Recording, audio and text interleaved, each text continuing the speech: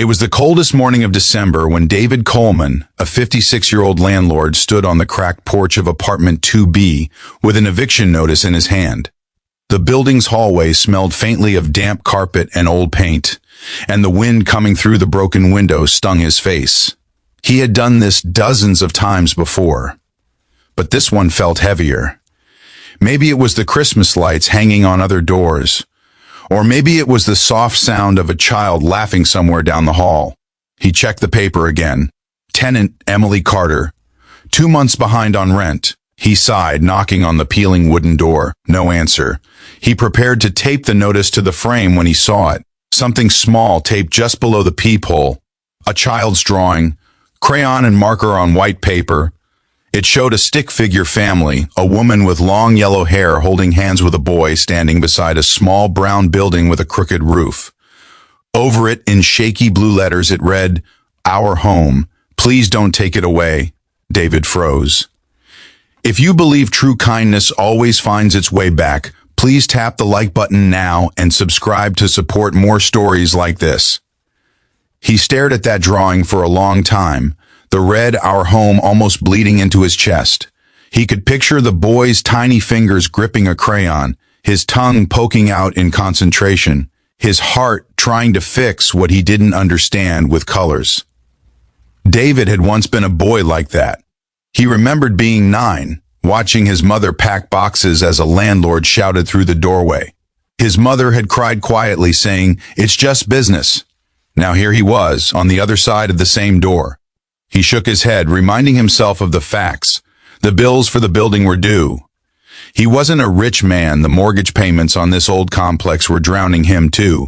But as he taped the eviction notice beside the drawing, something in him resisted. His hand trembled. He couldn't make himself leave. He walked back to his truck, but didn't start the engine. From the window, he saw movement inside apartment 2B. Emily, the tenant, appeared briefly through the curtains. She looked exhausted, her dark hair tied back, wearing a diner uniform. Then a little boy ran up to her, holding the same kind of crayons that had drawn that picture. She bent down, hugged him, and smiled. A tired, fragile smile that somehow lit the entire room. David swallowed hard. That afternoon, he sat in a coffee shop downtown, the eviction notice still folded in his pocket. He couldn't stop thinking about that boy's drawing. He thought about how hard life had become lately, for everyone. He thought about his late wife who used to say, "Kindness isn't about what you can afford. It's about what you can't afford not to do." When he finally drove back that evening, the snow had begun to fall. Emily opened the door before he could knock this time. Her face was pale, her hands shook. "Mr. Coleman, please. I just need another week. I promise I'm getting extra shifts. Please don't make us leave right before Christmas."